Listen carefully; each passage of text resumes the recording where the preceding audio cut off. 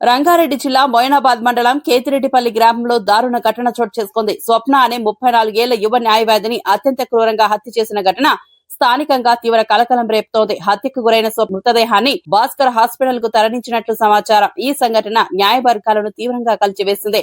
ఈ దారుణ హత్యను నిరసిస్తూ చేవెళ్ల కోర్టు న్యాయవాదులు ఆగ్రహం వ్యక్తం చేశారు. న్యాయవాదుల భద్రతపై తీవ్ర ప్రశ్నలు లేవనెత్తుతున్నాయని ఆందోళన వ్యక్తం చేస్తూ కోర్టు కార్యకలాపాలను నిలిపివేసి బైక్ బంద్ చేపట్టారు.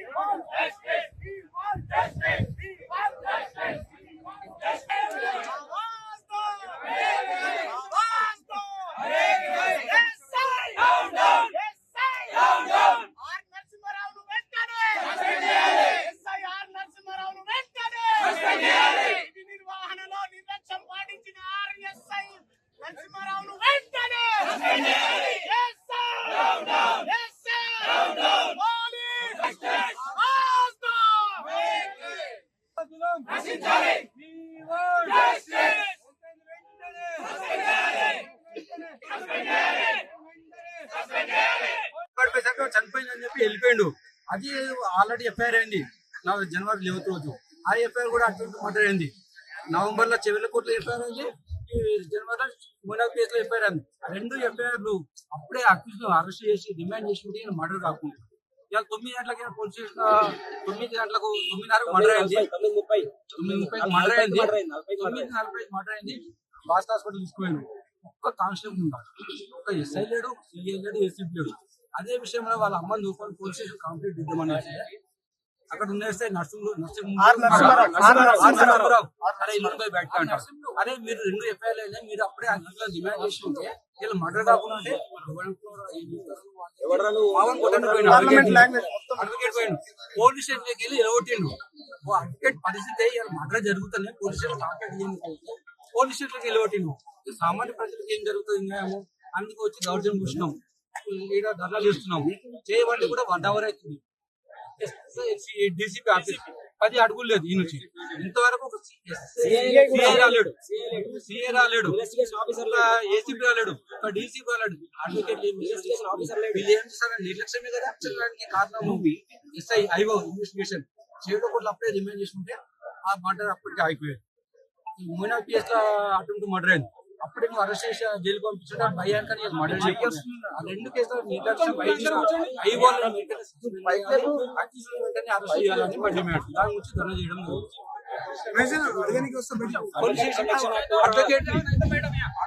కొట్టడానికి పోయింది.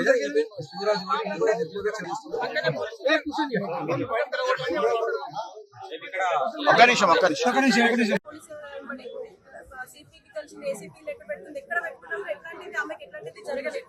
మళ్ళీ రీసెంట్ గా మన లాస్ట్ నవంబర్ 11 రోజు కూడా, డిసెంబర్ 11 రోజు కూడా మళ్ళీ తన పైన అటాక్ జరిగింది.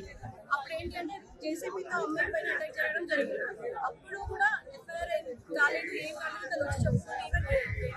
ఈవెన్ ఎమ్మెల్యేలు మన ఇక్కడ ఉన్న వాళ్ళకి కూడా తను వెళ్ళి చెప్తుంది కదా జరుగుతున్న పరిస్థితి అని చెప్పేసి. అందరూ మా న్యాయవాదులకి తనకి సపోర్ట్ చేశారు. తను వెంబడి వెళ్ళి ఎఫ్ఐఆర్ బుక్ చేయించే వరకు వెళ్ళారు, కానీ ఎట్లాంటి యాక్షన్ కూడా జరగలేదు. తన పైన ఎఫ్ఐఆర్ బుక్ చేసి ఇట్లాంటి యాక్షన్ కూడా ఎవరు తీసుకోలేదు. ఈ రోజు మార్నింగ్ అమ్మాయి అనేది చంపేయడం జరిగింది. బట్ దీనికి కారణం ఏంటి? ఎఫ్ఐఆర్ 2 సార్లు అయినప్పుడు అలర్ట్ అవ్వాలి కదా, అలర్ట్ అవ్వలేదు. ఎట్లాంటి అమ్మాయికి ఎట్లాంటి సపోర్ట్ జరగలేదు, ఎట్లాంటి సపోర్ట్ కూడా దొరకలేదు అమ్మాయికి. ఈ రోజు అమ్మాయి ప్రాణాలతో లేదంటే దానికి కారణం పోలీసు వాళ్ళే. కానీ ఇంకోటి, మేము అందరం వెళ్ళి సైలెంట్ గా నిల్చోని అక్కడ మా సీనియర్స్ అక్కడ రాపిస్తున్నారు, కంప్లైంట్ రాపిస్తుంటే మీరు అందరు బయటికి వెళ్ళండి అని చెప్పడం మాత్రం చాలా తక్కువ విషయము.